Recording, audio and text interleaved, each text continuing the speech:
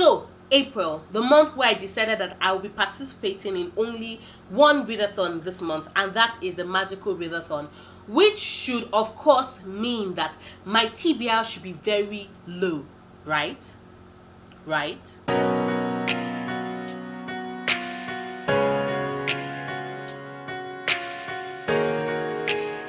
Hello everybody, Nora back again. So like I said in my intro, I'm going to be participating in only one readathon. The reason being that I have noticed that in the last couple of months I have been in a reading slump, and what has helped me read during the slump has actually been me just falling back to my mood reading ways. So the plan is to keep the books I want to read this month to the barest minimum, as small as possible, and then just figure out along the way which other books I'm going to read, which means that my wrap-up is definitely going to be interesting and vastly different from my TBR. So like I said, I'm participating in the magical readathon. I have my TBR video up. I'm going to link it somewhere up over here. You can go check out the prompts that led to me reading the books, but I'm just going to go straight quickly into the books I'm going to be reading for the magical readathon, and then the 1 or 2 extra books I intend to read this month to add to that. The first book is going to be The Epic Crush of Genie by F.C. Yee. Now this is a Journey of the Monkey King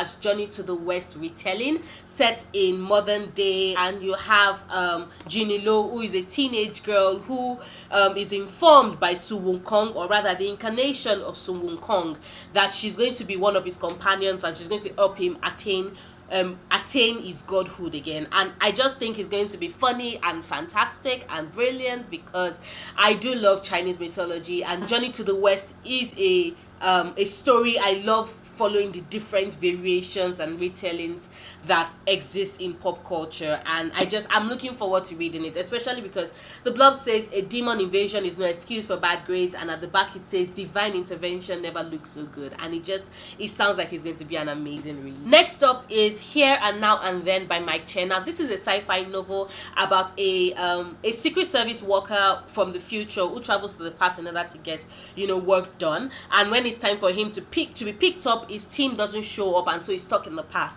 and then he spends the years building a family, building a life for himself, and then his pickup team shows up 18 years late to take him back to the future. The problem is that he has built a life for himself in the past, and even worse is the fact that he has a family waiting for him in the future, a family that he does not remember, and it just sounds like it's going to be an amazing read. I love time travel stories, and I want to read this book. I want to read this book so bad. Next up is Slay in Your Lane, the Black Girl Bible by Yomi Adegoke and Elizabeth Oyebenene. Now this is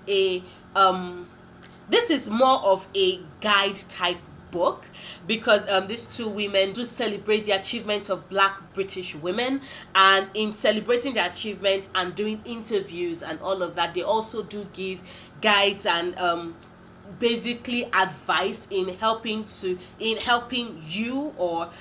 Black women achieve their goals and break the glass ceilings and basically handle relationship and work and so much more. And I am looking forward to reading it. It's been in my library shelves for like forever, and it's a mix of like prints of the words and then pictures, and I just love that. Like, see all that Black excellence on page. Like, doesn't that look gorgeous? I can't wait to read it. Next up is Godsgrave by J. Christoph. Now, Nevernight is fantastic.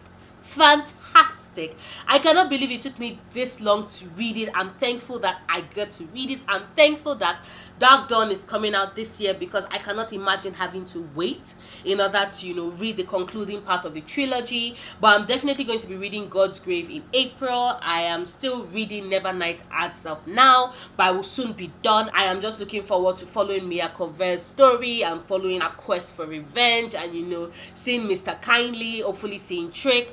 I'm looking forward to following these characters and being even more immersed in the world. Next up, I'm reading A Curse So Dark and Lonely Only by Bridget Cameron. Now this is a Beauty and the Beast retelling. You have a prince who is trapped in a castle in a magical land, and then you have our Beauty who is present in modern day in Washington, to be precise, and then she's taken to come and help break the curse. And our Beauty also has cerebral palsy, and she's so tired of, you know, everybody always thinking that she needs help, and she's about ready to save the day and prove that she's capable of saving things, of saving the day, and she gets the chance to do so.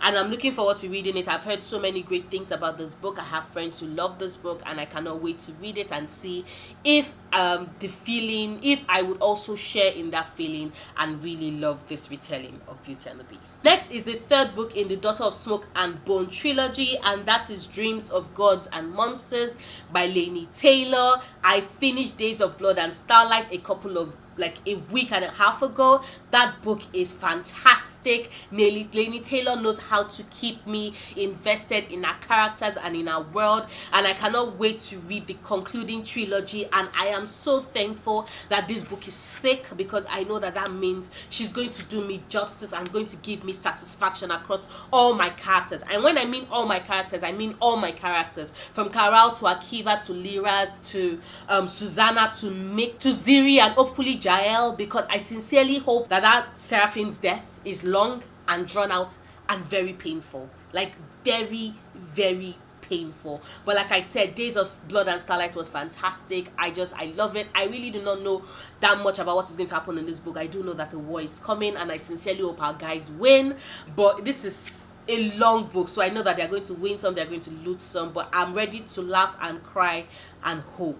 I cannot wait to read this book. Next up is Welcome to Lagos by Chibundu Onuzo. Now this is a book about 5 people who travel from Bayelsa to try and make it in Lagos. Now Lagos is the city of hustlers, but it's also the city of dreams, and as someone who left as our hometown, our home city, to come to Lagos, I understand that experience. I understand that need to build a life for yourself, and I'm also eager and ready to lose myself in a book that is about a city I live in and a city I love, and I want to see just how well Chibundu tells that story. The last book on my TBR is a probably maybe, so I might read it this month, I might not read it this month. Like I said, I do want to try and keep the books I'm reading this month, or the books I have on my TBR, my official TBR this month, as small as possible. So if I end up reading more, I am just thankful for that. And that is Assassin's Blade, The Assassin's Blade by Sarah J. Maas. Now I read the Akotar series